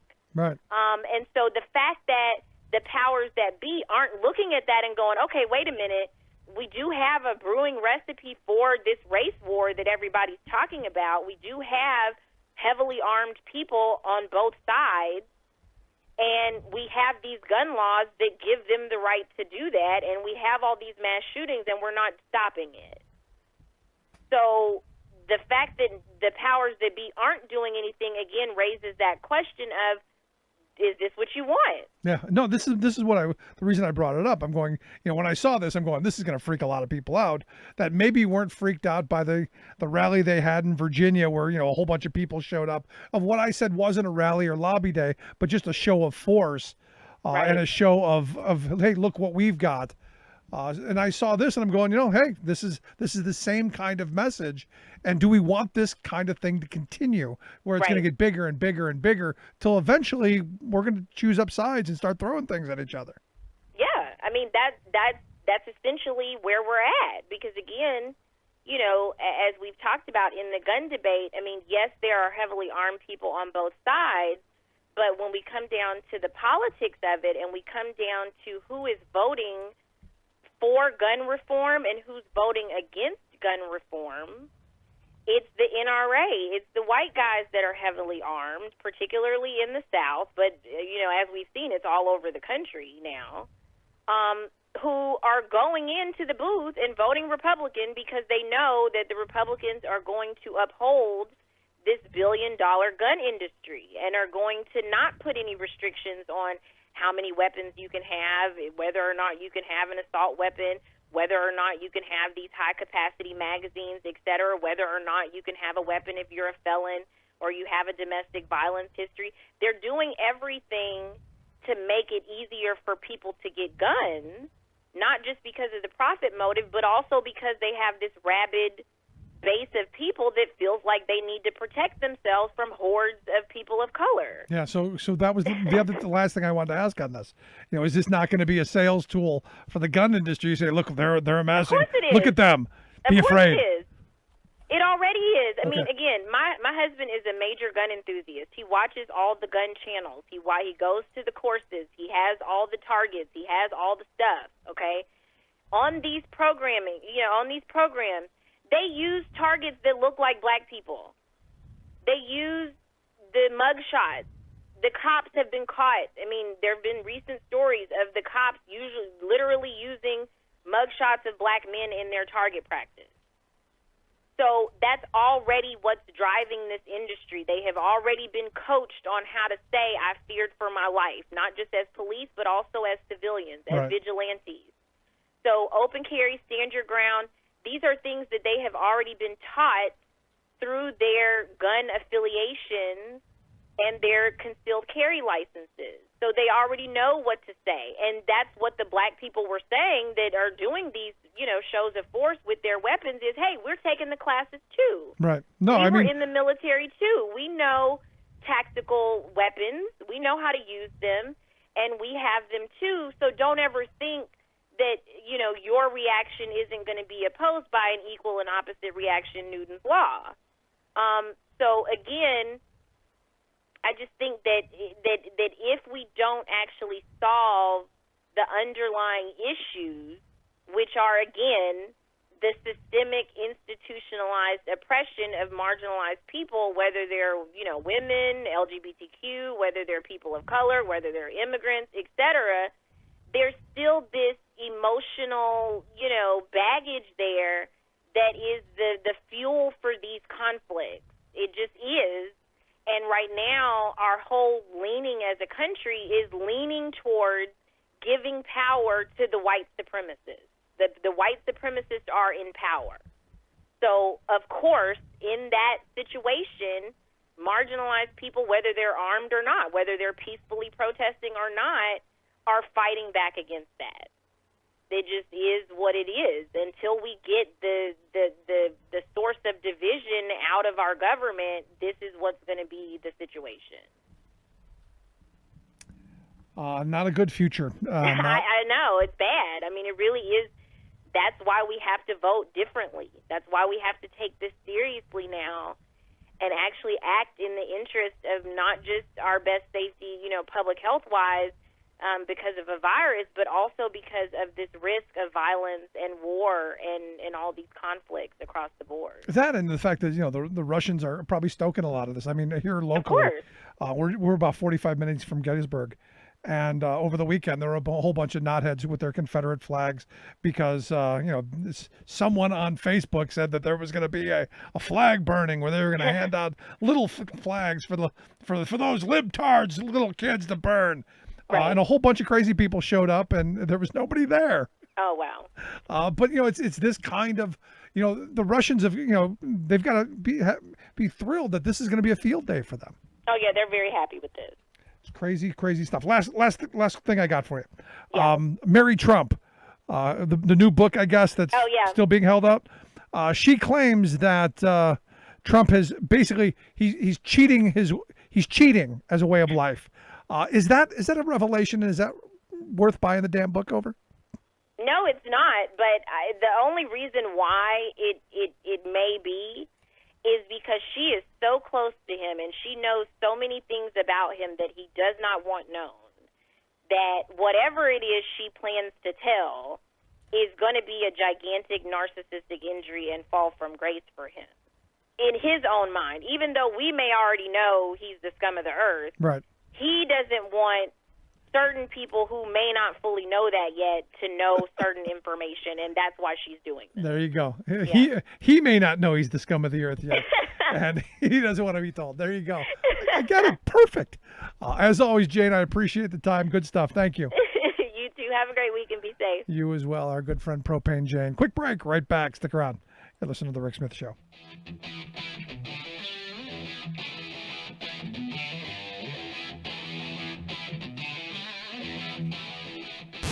Saving work in America, one show at a time. The Rick Smith Show.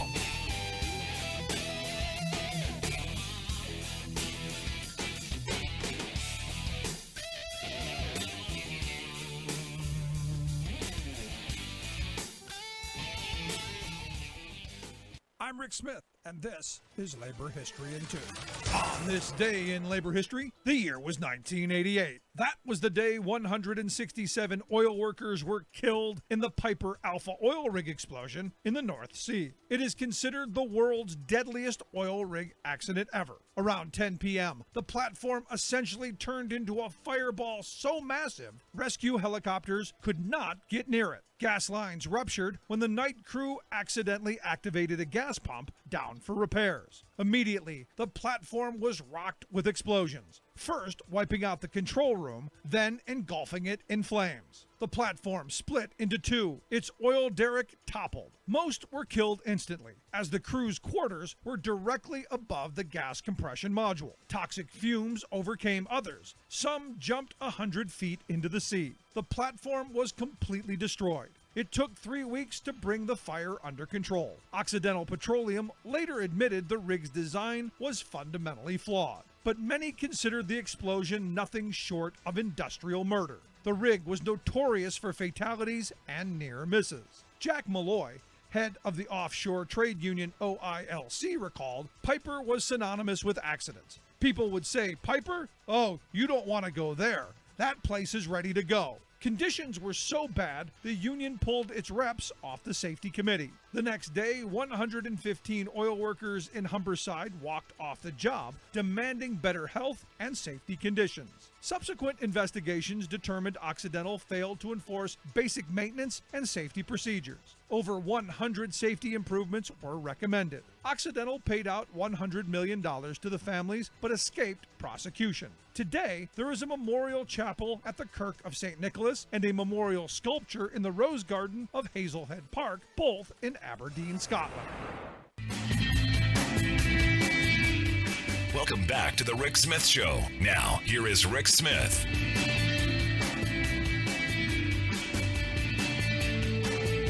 So, not surprising, it's going to be an interesting election year. And the weird thing is I still, I've asked a couple of Trump supporters what it is that they, what is it they see in Trump? What's the issue that's driving them? And no answer. I just like him. Seems to be the number one answer. No policy, no direction, no, hey, the country's doing better, because not. None of that. It's very bizarre. It just is what it is. But some good news coming out of Massachusetts. The Republicans may have some hope after all. Charlie Baker, the governor of Massachusetts, today signed a piece of legislation that will allow all residents of the state of Massachusetts to vote by mail-in ballots in the 2020 primary and general election. That has got to make Trump go completely bonkers. Just my thought. Anyway, here to share some thoughts on the news of the day, our good friend, former Ohio Congressman, and one of my favorite political analysts, Bob Ney. Bob, thanks for taking time for us. Well, thank you, Rick. So what do you think of this? Vote by mail. The governor of Massachusetts has said every person in their state's going to have that option. Yes, Governor Charlie Baker, who, as you just said, is a Republican in Massachusetts, he did sign that bill, and they'll have that mail option if they want to. They can, do it in other directions if they want, obviously, going in person, but they can have that option, and that will allow them to vote by mail without an excuse in any 2020 election. So you don't have to have a specific reason. You can just vote by mail. Yeah. They'll receive an application. They would sign it, send it back, and receive their ballot, which is how you, as you know, how you do absentees and how we have done absentees forever and a day. In some states, Pennsylvania, it was going through, you used to have to go through major hoops. You had to go and sign a document saying that you would be nowhere near your polling place on election day. And it was a whole process. It was really bad, which is why, so few people did it. In fact, I only did it once because, I knew I was going to be away. But since our governor opened it up, it was really simple. I went online, filled out a thing. They sent me my ballot. I sent it back. I drove it to the drop-off place. And now you've got Trump suing us for that drop-off place. Yes, I should have mentioned it. Not all states, have that process. In Ohio, it used to be, I think, more cumbersome. It was more of a problem. But in recent years, I'd say at least the last 20 or so, you can even mark other. You just mark, I won't be there, or I won't be in the county, or other, and then you're done with it. So, it's always been kind of a simple process for quite a few years. And this one, again, they want to get their vote. They'll see the application, sign the back of it, and that's the way Massachusetts will do it. Yeah. So it's interesting to see, a state doing it and a Republican governor supporting it. Yeah, because here's the thing. I haven't seen any studies or any documents saying that one party benefits from mail-in ballots more than the other. I mean, maybe eventually we'll see this flesh out, but I haven't seen that. So it just seems to me that if you're someone like I am, who believes everyone should vote, and even, as much as I'm not a Trump supporter or, a supporter of the supporter of the supporter, I still think everyone should have the right, as a matter of being a citizen, of exercising your right to the franchise and this wonderful experiment of self-governance. And any way we can open that up that's going to be safe and secure, that you're not going to have people cheat, it seems to me to be a way to go. So the question I have is, in looking at the fact that we don't know who's going to benefit from it, is Trump right? Is this going to open it up for massive fraud, do you think? Well, again, could there be fraud somewhere in the country? Sure. There can be fraud in any way you do anything. Is there going to be massive fraud? I don't think so. Only time will tell. But it's what you do when you sign in Massachusetts. It's just like any ballot you do in the country. You sign an attestation, and a lot of people don't know this, but in the Help America Vote Act, which I authored, which was supported by, dig this, Ted Kennedy and Mitch McConnell. Okay, think about that. That kind of combination. It was a different era. Different era. And Steny Hoyer, the number 2 Democratic member now in the country in the House, was on the bill. And there's an attestation. So when you sign a slip today in the United States, then you're attesting that you are a registered voter and you are a citizen. Now, if somebody wants to say, okay, I happen to know that that person wasn't a citizen or wasn't a registered voter, you've signed the attestation, you could be legally liable. The mail-in ballots are no different. So if there is fraud, let's say, and somebody says, yeah, I know that was fraud, I know they didn't request it, fine, somebody signed it, and then they can go after it as a fraud case. So there are, in a sense, safeguards if somebody actually knows that happens or makes an accusation. So it's not just like, well, we're never going to be able to look at it. So if there is fraud, if it was massive, it would be found out. I predict to you it's not going to happen on a massive, scale. And, you go seek voters and you want that vote. It's not that, and I agree with you, it's not that the system, if you have mail-ins, is going to be rigged to either party. Yeah, it's just not going to be rigged to either party. No, I've had people tell me, well, then what's going to happen is you're going to get, those Democrats, because it's always the Democrats. Because in the past, they've stuffed ballot boxes as much as Republicans have. They're going to go to nursing homes or the cemeteries, and they're just going to, get all of these people's names and addresses, and they're just going to throw in tons of ballots. And I'm going, that's a lot. It seems like a lot of work, and it seems almost impossible to do. Right. I mean, look, in years ago, when the 50s, the 60s, and you had the paper ballot, and you didn't have the safeguards you have today, people could throw in an extra amount of ballots. Who really ever counted it? Today's a different era. Today is electronic. Things are, on sheets of paper. I mean, years ago, it wasn't even that way. And so I think with the electronic age, we're going to be able to discover much more if there's some type of fraud. Yeah. But right now, there's a virus, and this is a safeguard and an option for people. Let's say, by Election Day, people are afraid there's a spike and they're afraid to go out, then they have an option. There is an option. And the only downside to not going to the polling place, because I voted by mail, the only downside is I don't get the little sticker. Right, exactly. Or you don't get to stand in line and hear what people have to say. I generally don't want that anyway, because I'm generally the lone Democratic voter. So okay. It's there he is, and they all point, and it is what it is. But here's the weird thing, and I don't know if you've seen this, but I've talked to a number of Republican voters who are big Trump supporters, and none of them can tell me what Trump wants to do in his second term, because they haven't been able to tell me what he's actually done in the first. this is an interesting election because I'm sure you saw over the weekend in Mount Rushmore the whatever the hell that was. That's, I guess, what this election is going to be about. Well, it's going to be about divisiveness, and it's going to be about China. And it's going to be about, who's going to make you unsafe, more than who's going to make you safe. And I think what, I hear a lot, at least from people, will be the negative. It's not so much what will be done, but it'll be like, well, Biden's not going to stay president because Biden has dementia, and So you read Judd Gregg's piece too. Yeah, but yeah. I mean, you hear these things, and you hear a lot of it, or you hear about divisiveness, or who's going to save us from the rioters. And so you hear a lot of that because you don't hear much about what the platform's going to be.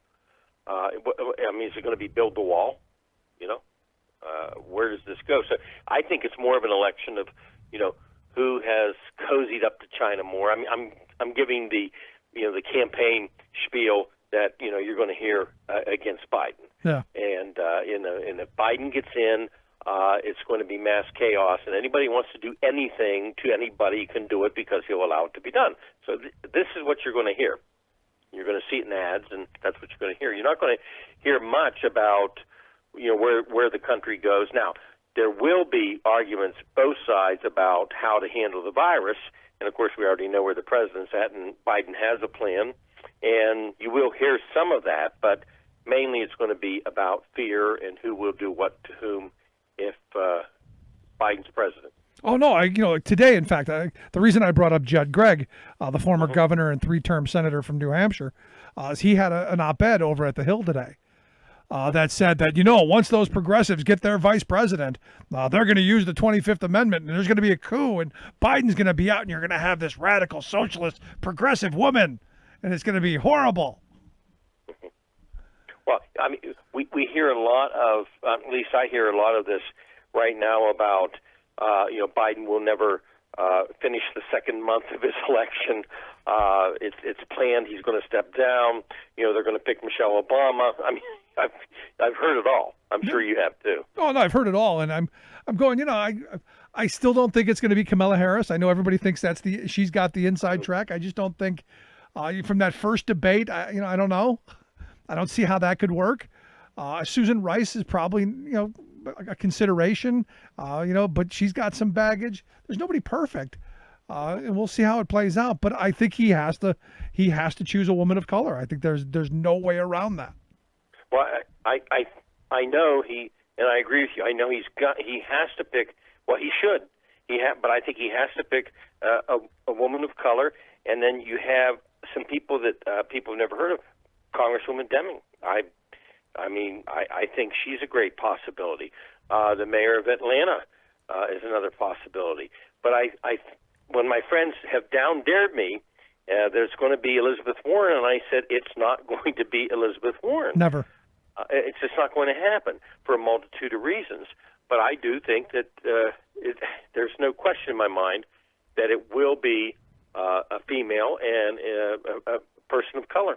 No question. And if they don't, then I think they better come up with somebody pretty good because they've made a mistake. Yeah. But the mayor of Atlanta's got COVID. I guess she's asymptomatic, but she's tested positive, so can't have her anywhere near Biden. Mm-hmm. True. Well, I didn't know that. That was a story. I think it was today or yesterday. But it is what it is. But here's the thing, and the reason I brought up where the Republicans are in this weird kind of world is, they seem to be all over the map. I mean, Trump tweets out today that he wants an apology from Bubba Wallace over the noose thing. You got Lindsey Graham defending NASCAR. You had Trump saying, I don't know about a stimulus. You got McConnell saying that he's pretty sure there's going to be another one. Right. All kinds of just. It seems like the party's in a little disarray. Well, look, everything is everywhere, and I think this is one of the most volatile, unpredictable, bizarre political times in modern times. I haven't ever seen this much of a disruption in the country in a multitude of ways as there is right now. And the Republican Party is not going to be able to be monolithic at all.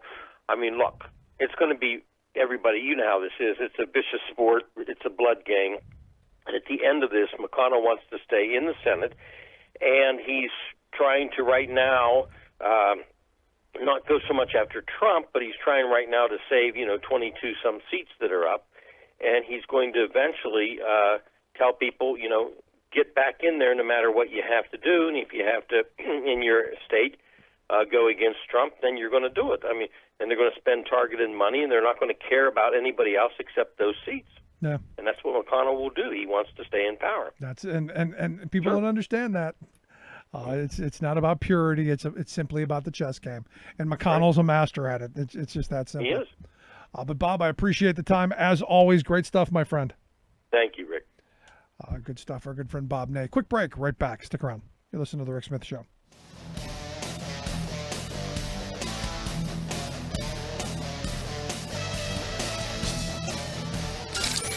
Waving the flag of freedom for people, not corporations. Rick Smith.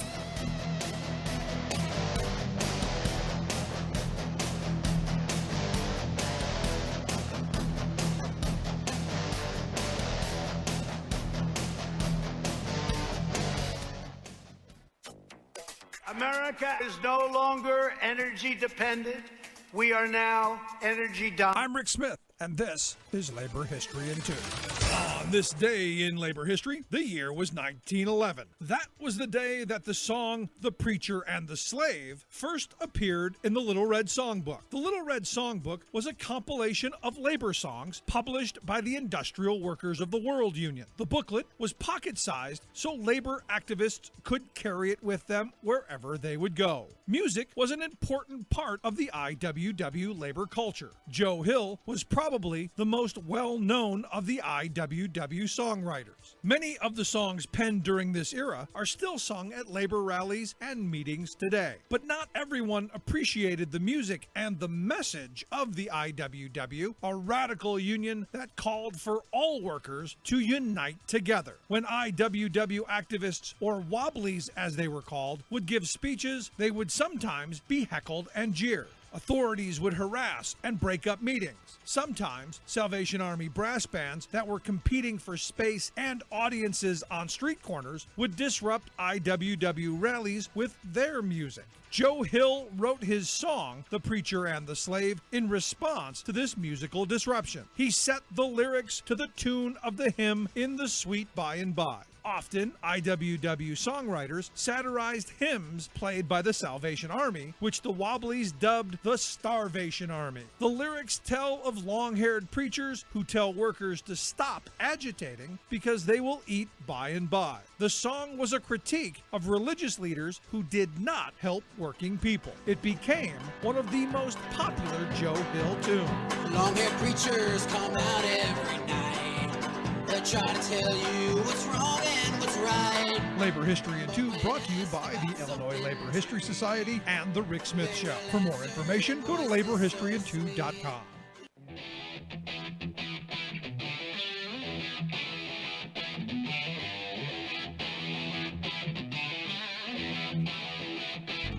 Welcome back to the Rick Smith Show. Now, here is Rick Smith. So the story came out, I guess it was today, that the Atlanta mayor, Keisha Lance Bottoms, has tested positive for the coronavirus, for COVID-19. And, her tweet was kind of interesting in that, she said COVID-19 literally hit home. I have no symptoms and have tested positive. And she was on, I guess it was MSNBC, and she said, look, we've done everything. We've washed our hands. We've taken all the precautions. We've been very thoughtful, and no idea. And look, she's in a people business where you're constantly out and constantly dealing with. She's exposed to a lot of people who are exposed to a lot of people.